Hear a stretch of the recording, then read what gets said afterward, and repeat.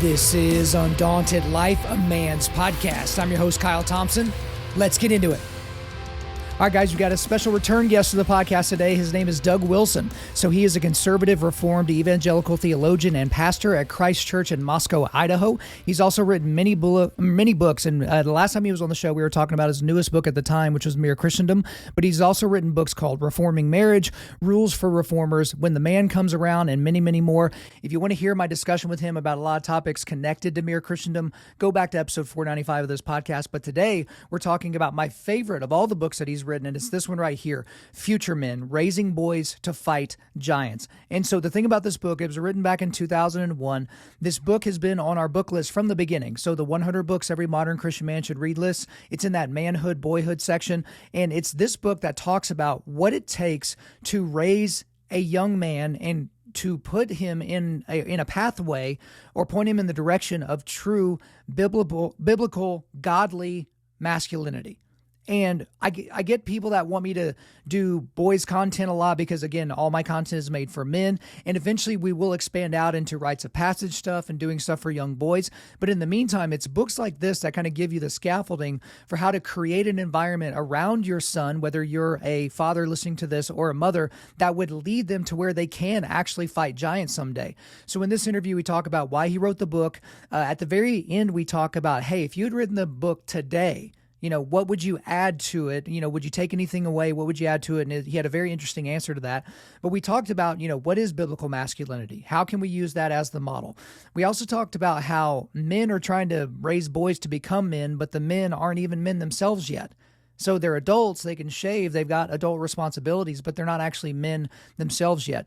We talk about how pacifism, and specifically forced pacifism, has caused a lot of issues in this area of helping boys grow up into being men. We talk about the issues that the church has created, how the church certainly drives men away, as I've talked about a million times on this show, but they drive boys away as well, and how that creates a lot of issues.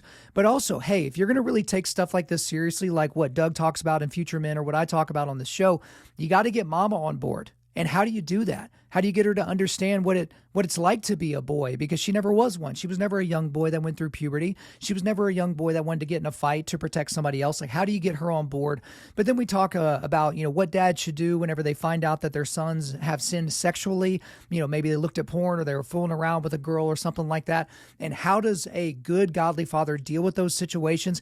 And we weaved in and out of a lot of other different subjects. We didn't have all the time in the world today, so we kind of kept it tight to the very, very important things about this book. But I really enjoyed his second appearance here on the show, so I'm not going to keep him from you any longer. So without further ado, let's get into it. Doug Wilson, you're back. I guess we didn't get you in enough trouble last time you were on the show, so I figured we'd bring you back on to see if cancellation was apace. How you doing? I'm doing well. We have to keep trying. Okay, we are going to definitely keep trying. You keep writing books as proficiently as you been doing throughout the years, and we will be able to make that happen. But today, we're going to go all the way back in the Wayback Machine to 2001, where you wrote what I find to be my favorite Doug Wilson book, and it's this book here, Future Men, Raising Boys to Fight Giants. So again, this seems crazy. That book's coming up on a quarter century old, but we're going to cover a lot of ground. I'm going to read a lot of quotes from this book. It's very, very quotable. It's a must-have, must-read for fathers with sons and mothers with sons. It is on our book list, the 100 books every modern Christian man should read list. It's in the boyhood/manhood section. So just briefly, before we dig in, why did you write this book? I think the genesis, a long time ago, right? Right. Yeah. But I think the genesis of the book had to do with something I say early on, where I was doing a teacher training thing at Logos. And I said something about the girls in your class in elementary school are going to be moms and wives and working in the community, and everybody was just taking it in stride. And then I said, and the little boys in your class are going to be airline pilots and attorneys and judges and doctors. And everybody got this panicked look on their face, like, huh? You mean these boys in 20 years are going to be running the world? 30 years they're going to move into adulthood, and it's sort of a striking thing that boys are future men.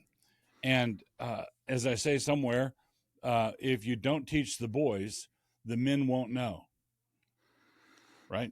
And absolutely. And so basically If you target, this is a thing for evangelism and church ministry and families and everything. If you target the girls, you're going to get the girls. If you target the boys, you're going to get the boys and the girls. Right. Right. If you target the boys, and so this is not a dismissal. Writing a book on future men is not a way of backhanding the girls like the girls are unimportant. It's recognizing the schematic diagram of the human race that God set up. So if you teach boys to be responsible leaders, to take responsibility, to cultivate a godly masculinity, the women are going to flourish in that. That's the best thing you can do for women is to provide good men.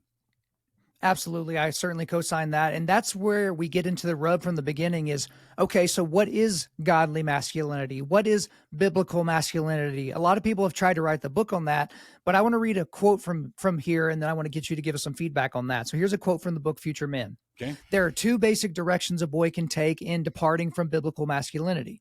One is the option of a femininity, and the other is a macho-like counterfeit masculinity. With the former, he takes as a model a set of virtues which are not supposed to be his virtues. With the latter, he adopts a set of pseudo-virtues, practices which are not virtues at all. And so you're exactly right. We either get told, hey, you don't need to be a man at all. You need to basically put all of your manly tendencies behind you. Or the other side, which is, hey, it's dirt roads, it's drinking beer, it's beef jerky, it's killing animals, all things that are awesome, but things that don't make you a man. So for looking to the Bible, this tome of a book, the Bible's a library more than it's a book. How can you encapsulate what biblical masculinity is in terms of how we should model it? Okay. So my one sentence definition of masculinity is masculinity is the glad assumption of sacrificial responsibility. Okay. Okay. So when you teach boys to gladly assume the responsibility they have to sacrifice for others, the glad assumption of sacrificial responsibility, that goes along with there's a corollary to that, which is that authority flows to those who take that kind of responsibility. So when you take responsibility, you're stepping into a biblical form of leadership. When you to key off of the machismo, false masculinity, which wants to make excuses, that wants to say the sun was in my eyes, the grass was wet, a bee distracted me, that kind of excuse making is a good way to get authority to run away from you. So authority will naturally flow to those who take responsibility. And the illustration I use for that is if I'm walking in a city park or something, and there's a softball game going on, and the right fielder drops an easy fly ball, and the shortstop starts saying, slapping his glove and saying, "All right, guys, we can do better than that. We need to tighten up, and let's all focus." And then I walk on. I don't know anything else about the scenario, except that I know who's probably the team captain or who will shortly be the team captain, because he didn't have anything to do with the drop ball in right field, but he took responsibility for it. He spoke in a corporate way, and an authority is going to flow to that guy. But if the shortstop starts ragging on the right fielder and accusing him, or worse yet, if the right fielder starts making excuses for why he dropped the ball, then what you're doing is you're having people who, in their excuse making, have stopped playing the other team and are starting to play one another. And that team, as a team, is going to disintegrate. So transfer the softball team to your family. If your family is characterized by blaming, blame shifting, excuse making, that sort of thing, what you're doing is you're setting up a family that's poised to disintegrate. I think you're absolutely correct in that. And I've seen that my ability to take on more has accelerated with each subsequent child that I've had. I've had two sons, and it's like, wait a minute, this is more responsibility, but I welcome it. It's daunting, certainly, but I'm welcoming it. But part of the problem that I think most men have when they're trying to, catechize or just basically lead their boys into manhood is that they aren't men yet themselves. There's a great quote from the book here. This is a great need in the Christian church today. We have a dearth of genuine fathers. We have males who have begotten more males, but we do not have many true fathers. Many men who should now be training their boys to be men are not yet men themselves. And I just got to tell you, Doug, I've been around a lot of men that they're adults. They can shave, they pay taxes, like they're gainfully employed. But when it comes to checking any of the typical boxes of manhood, machismo, pseudo masculinity, or real masculinity, they check so very few of these boxes. I don't even know where to go from here. Like, how did we get to this point? Like, how do we turn it around? Take that wherever you want to go. Yeah, I was greatly privileged to grow up with a godly father, so I knew what it looked like. I could just watch, and many of the things I know, I think I learned from watching, not from a book. But my dad, who was such a good and godly example, did not have a Christian home. His father came to the Lord later in life after my father had. So my father grew up in a Judeo-Christian, God-fearing sort of thing, but nothing evangelical, nothing pronounced, not a Bible-centered home at all. And my father, after he became a Christian at the Naval Academy, decided that I need models. I need because the Bible talks about the importance of learning by imitation. Paul says, "Imitate me as I imitate Christ." We are in Ephesians, therefore, as beloved children, be imitators of God. We are instructed to imitate good and godly examples. Of course, the Lord Jesus above all, but also people like the Apostle Paul. My father decided that since he didn't have any real time models, what he was going to do is he was going to start reading biographies of godly Christian men, missionary biographies, that sort of thing. So he could see, it's not the same thing as seeing it firsthand, but he was able to get a sense in real time of what a godly response to a particular situation would be. And then he gave me that the privilege of being able to see what he had learned in real time in a real person. One, Doug, I think that's a great commercial as well, just for people in general. That's why I have a biography section of the 100 books every modern Christian man should read list, because I didn't get a chance to talk to Theodore Roosevelt. My dad didn't know Theodore Roosevelt. No one I know knew Theodore Roosevelt. We don't have any stories except from what we get from his biographies and autobiographies.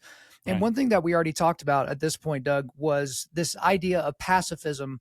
And pacifism is typically not presented as an option to boys. It's typically forced on them.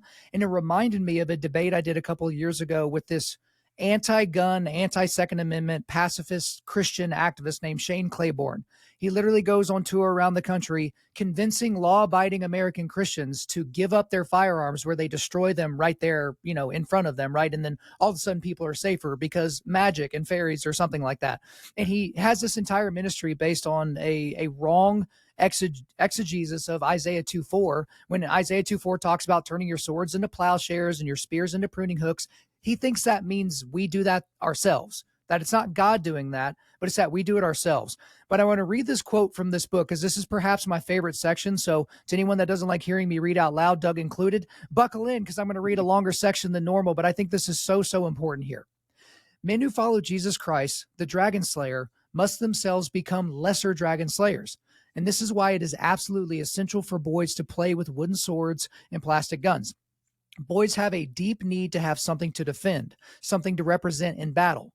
And to beat the spears into pruning hooks prematurely before the war is over will leave you fighting the dragon with a pruning hook.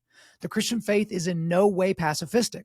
The peace that will be ushered in by our great prince will be a peace purchased with blood. As our Lord sacrificed himself in this war, so must his followers learn to do. Boys must learn that they are growing up to fight in a great war, and they must consequently learn as boys to be strong, sacrificial, courageous, and good. Now, this is a guiding principle, in my opinion, Doug, when it comes to how I'm dealing with my 3-year-old and my 1-year-old. And we'll talk about mama here in a little bit, because mama doesn't get the competition as much. She doesn't get the fighting. She doesn't get the wrestling. She doesn't get why I so desperately want my boys to have cauliflower ears like I do. But talk to us a little bit about this kind of modern Christendom attitude towards any type of violence, even righteous violence. And they would themselves say righteous violence isn't even a category. Ready, go. Yeah. It looks it looks very spiritual. You can deck it out. This pacifist approach can be decorated to look like a higher way, like you're a mixture of Jesus and Gandhi. And Yeah. and it that posture for Christians plays well in the secular world. That's Right. the a Christian who won't fight is someone who gets kudos and accolades from the unbelieving world. Well, there's a consistent Christian. Christians who are written off by the world as belligerent or polemical or too hard edged are dismissed as believers, as Christians who make their life uncomfortable. And truth be told, if you make other people's lives uncomfortable, they will soon figure out how to make your life uncomfortable. So one of my favorite anecdotes from Ambrose Bierce's The Devil's Dictionary, he was not a believer, but in his dictionary definition of valor, he says that he has a little anecdote of a commander yelling at a lieutenant, "I commanded you to move forward at the Battle of Chancellorsville, I think. Why have you not moved forward?" And the lieutenant of the delinquent brigade said, "Sir, I'm convinced that any further display of valor on the part of my troops will bring them into contact with the enemy." and that's what people want to avoid. War, battles, even polemical battles, even even verbal battles, political, legal battles, are uncomfortable. It's much easier to sit by a cozy fire with a good book and look, leave me alone. But there's a form of that you can respect, like life in the Shire, before Bilbo and Sam headed off to do their great deeds. But you have to recognize that life in the Shire is only possible because of rangers surrounding it. Basically, there are a lot of middle class Americans who are kept secure in their homes by people that they wouldn't have in their homes. Right. Because he's kind of scary. And the thing that while we're here, this is something that I've found curious for a long time. Oftentimes, the center left evangelicals, if you know what I mean, the people who would be in favor of gun control. I'm from Idaho, so out here, gun control means using both hands. Right. I just saw a map that Idaho, like 60% of all homes in Idaho have a gun.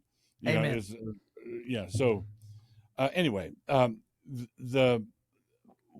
what happens is when we when we defend others, that gives the others the opportunity to feel superior because they're living off of borrowed money. Right. Right. One of my favorite anecdotes from history is the early Quakers, who were a pacifist sect, settled in Delaware and Pennsylvania, and in the and they in a marvelous stroke of good luck, the Indians where they settled were also kind of pacifist Indians. So up in Massachusetts and down south, it was not so fortunate, but the Quakers lucked out. But the Quakers were also very industrious merchants and hardworking. And so soon they were plagued by pirates up at the Chesapeake Bay. And there was a big controversy among the Quakers. Do we fight the pirates?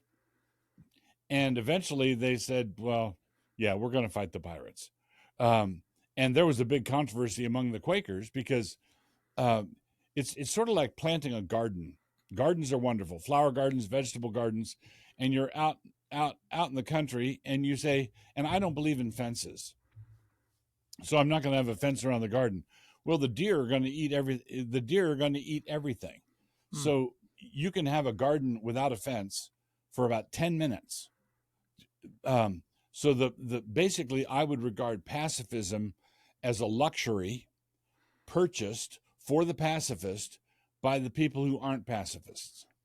Absolutely. It's certainly the case. And I can't remember the first person that said it, but the first person I heard say it was Jordan Peterson, where it said, hey, a man that's incapable of violence is not a virtuous man. He's a worthless man. Because at the end of the day, if you not responding to a situation violently because you're incapable is not the same as being a meek person who is capable of that violence, but's choosing not to act in that way. That's where we get into a whole concept of meekness, which you and I talked about last time.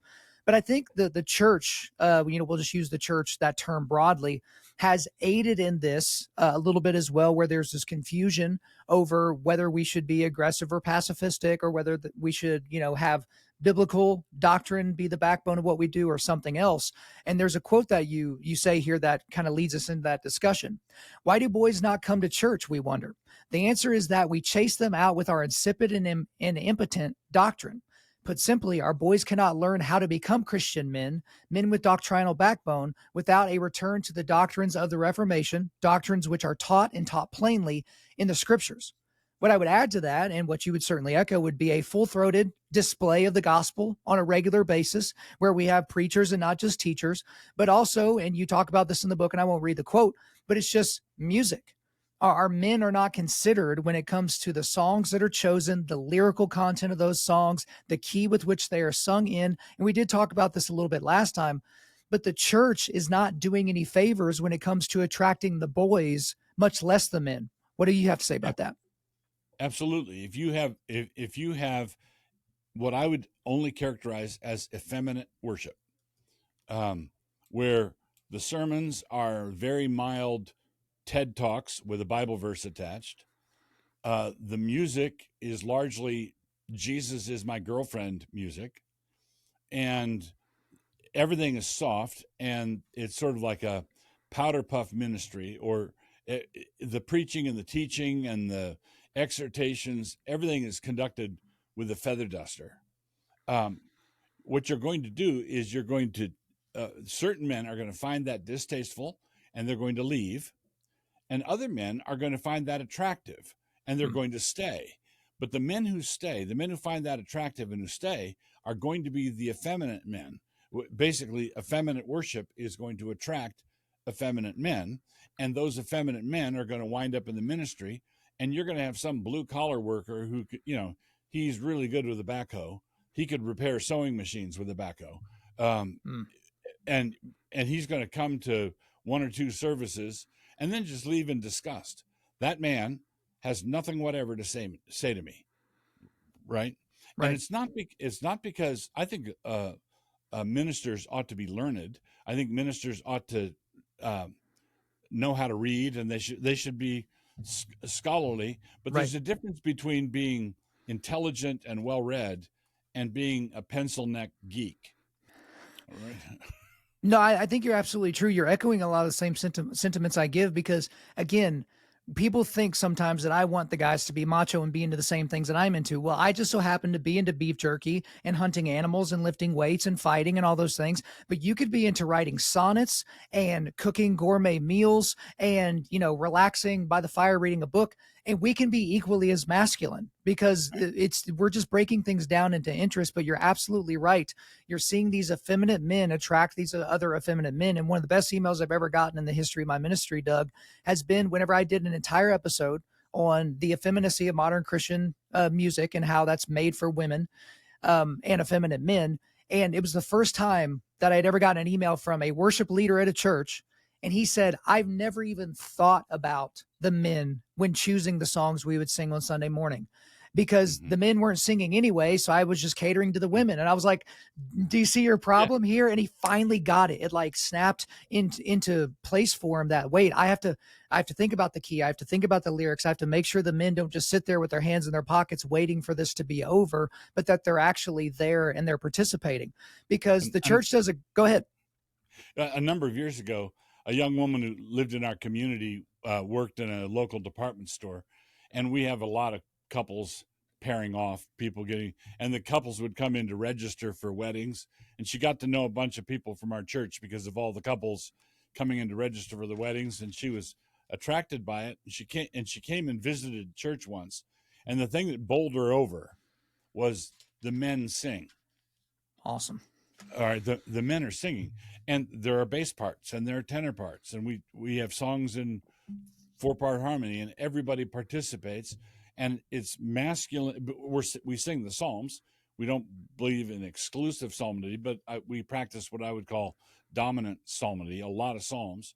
And the thing that one of the things that's striking, and we noticed this when we first shifted over to psalm singing, and I have a section in Future Men on music and psalm singing, is that this is God's songbook for the church. And the book of Psalms is full of enemies. All right. When you sing psalms, as Paul tells us to do in Ephesians and Colossians, singing psalms and hymns and spiritual songs, and those 3 Greek words for psalms, hymns, and spiritual songs are the Greek words that were headers in the Septuagint for the whole book of Psalms. So I think he's telling us to sing the book of Psalms. When you do that, you are singing about enemies. You're asking God to deliver you from your enemies. You're asking God to rise up and scatter his enemies. You break their teeth in their jaw, and you say, "Whoa, really?"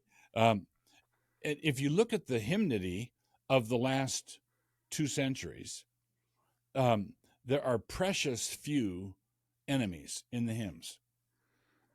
They're almost entirely absent. It's like it's like a songbook for people who there are no war psalms. There are no war songs, and this is outside of the 2 centuries. But the one exception would be maybe A Mighty Fortress by Martin Luther. That's from the Reformation era. Though this world with devils filled, there are enemies there. And St. Patrick's Breastplate, which is in some hymnals, but which is an ancient psalm-like hymn. But basically, a lot of it is just, it presupposes that we're already in the golden age millennium. And that's not the case. Well, I think it presupposes that everyone, I think when you have effeminate men on staff that are hiring other effeminate men, and those effeminate men are picking out the music, we can't be shocked whenever they try to cater to something that is more their style. So they would read through the Psalms and become very uncomfortable by a God that talks about, bending the bow and breaking the spear and those types of things. Like that would be something that would be very uncomfortable for them to read. And so they typically cater to mama. And that's one thing that you also talk about in Future Men is how to get mama on board with all this Future Men stuff, with all this, raising young boys to be able to fight giants someday. So short quote is this: an important task for husbands and fathers is teaching mothers about sons. I had to read that sentence a couple of times to where I was like, I didn't think you were going to say teaching mothers about sons. I thought you were going to say teaching mothers about masculinity or teaching mothers about fatherhood or something like that. But, a mother has never been a son. A mother has never been a little boy. And so she has to be taught what that means and the feelings that they're going through. So what would be your generalized advice for the men out there that take the call to raise future men seriously for how they can get mama on board? One of the things, this is a very good question. One of the things is the husband can't assume that she knows. He must assume because dad remembers what it's like to be an 8-year-old boy. He remembers what it's like to go through male adolescence. He remembers all of that. And his wife has no experience with any of that. And it's easy for us to assume, and it's not just men who do this, but it's easy for us to assume that what we know, everybody knows. Um, if I know how to read, I don't understand someone who's illiterate. If someone's a musician, they don't understand someone who doesn't know how to read music. That sort of thing.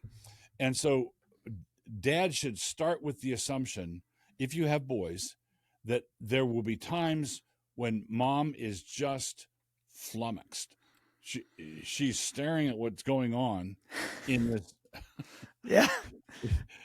My wife had one of those this morning. My boys came out. I was listening to metal music while I was working out, and then I just start like moshing, and my 3-year-old and 1-year-old just come over there and start like throwing punches at the air and bumping into each other. She didn't quite get it, but she did think it was funny.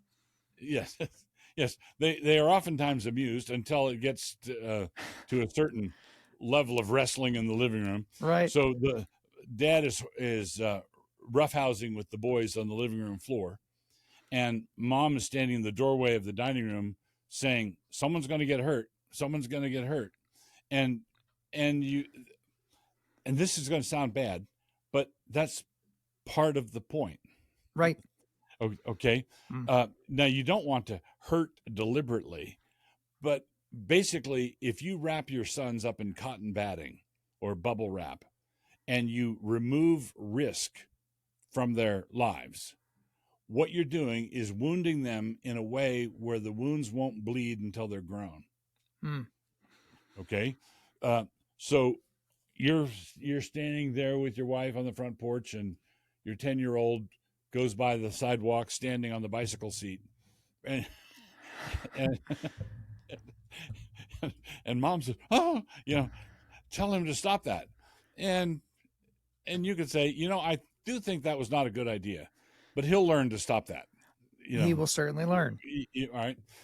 Now you don't want situations where the boys are being stupid with a capital S. Sure, right? Of course. Because there's mom and dad are going to have different levels of risk tolerance. Dad's going to have higher level of risk tolerance usually than mom does. And it's essential that the boys are doing things that make mom uncomfortable. It's also essential that dad not just leave her to worry, but that he, take her aside, talk with her, explain things to her, and say, listen, there is, if he's at school, if the boys are at school and he comes in off the playground with blood on him anywhere, it is a glory moment for him.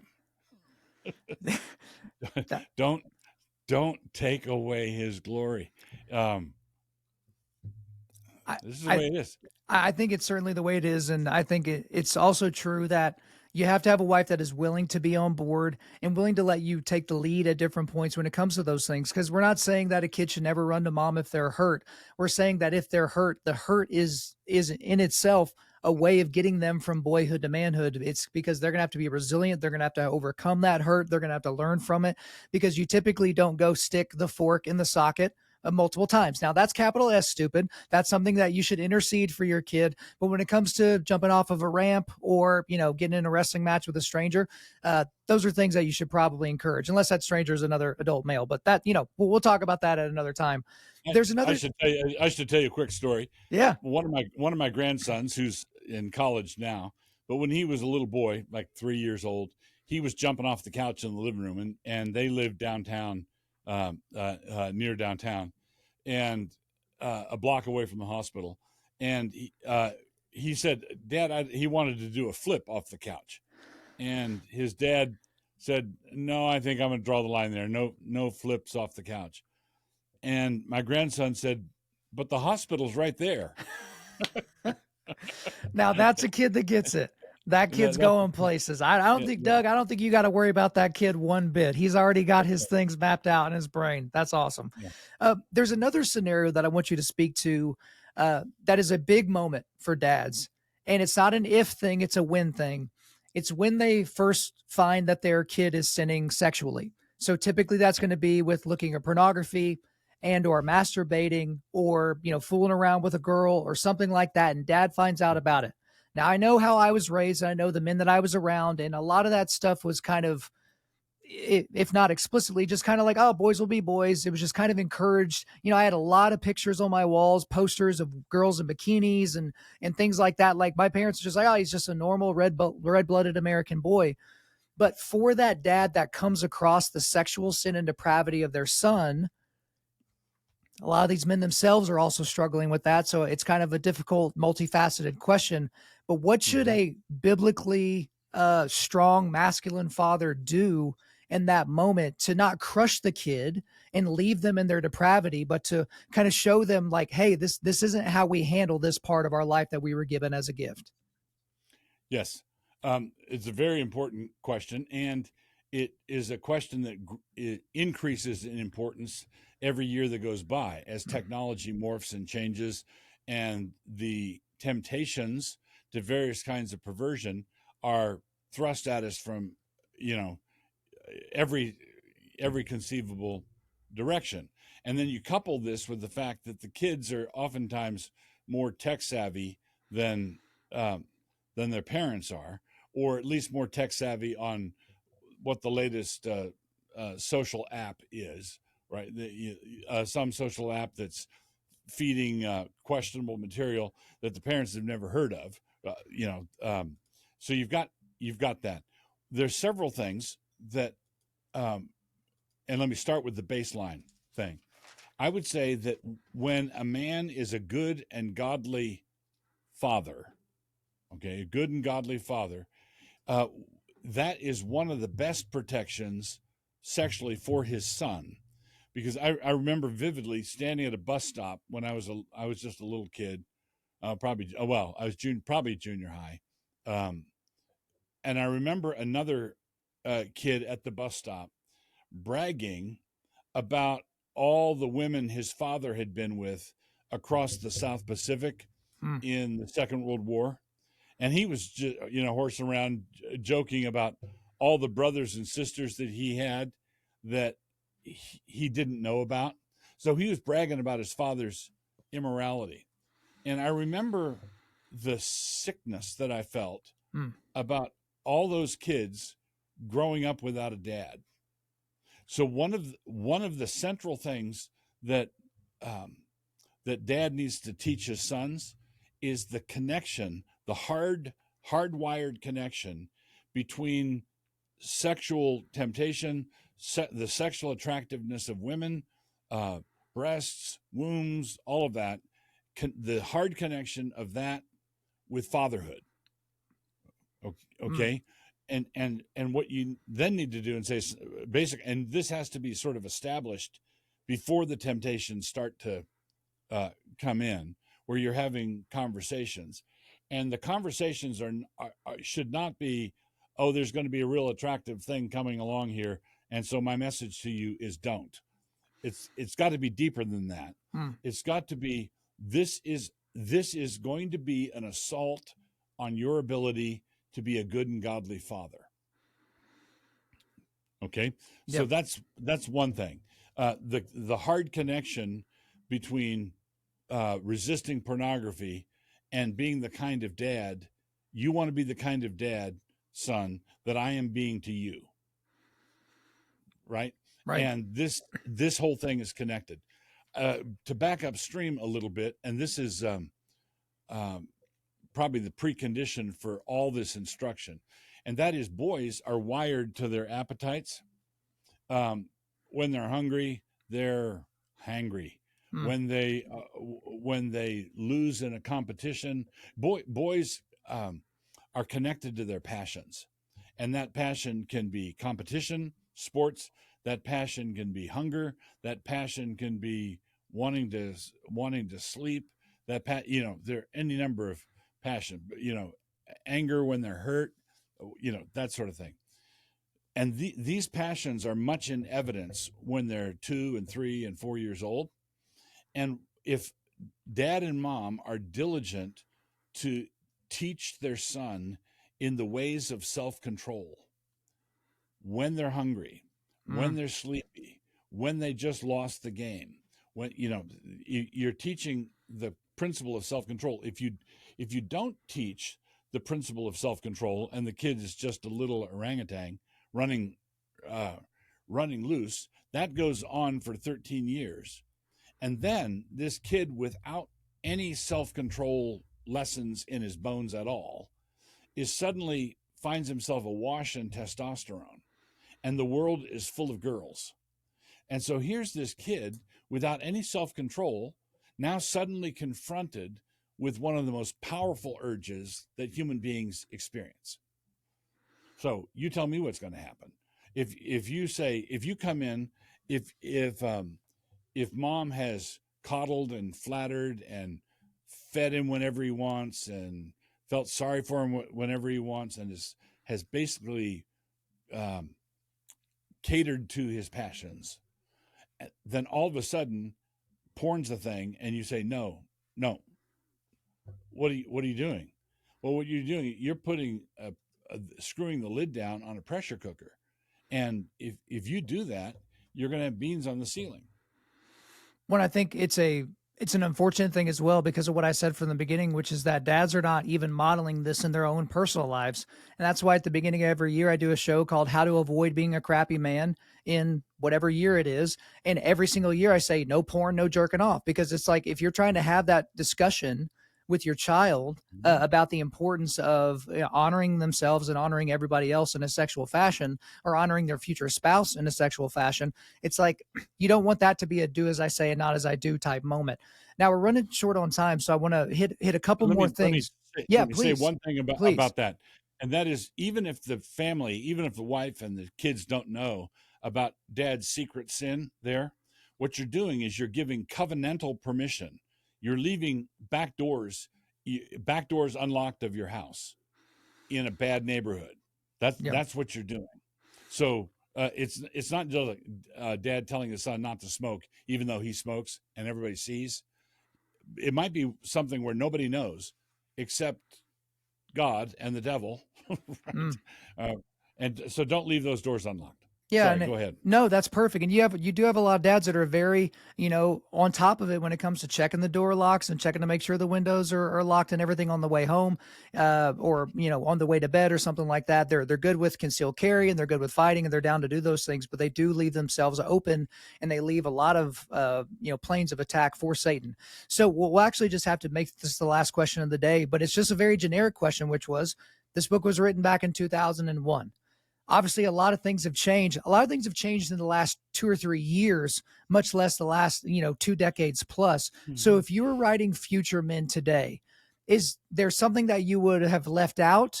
What other things would you have added that you've maybe learned or seen over the last couple of decades? How would the book be different if you were writing in 2024? I don't think I would leave anything out. I think everything that's there would still be there. I probably want to beef up or have a section or a chapter on the whole trans thing. Yeah. And basically the idea of nature. So boys have a nature, and it's a God-given nature. I've written since then about our responsibility as Christians to obey our chromosomes. And I believe that there's, if I had it all to do over again, I would have a hefty section on the responsibility of men to respect their masculine nature and to teach boys to grow up into a masculine nature. So is there a chance that we're going to get an updated version? Doug, come on, baby, let's do it. Yeah.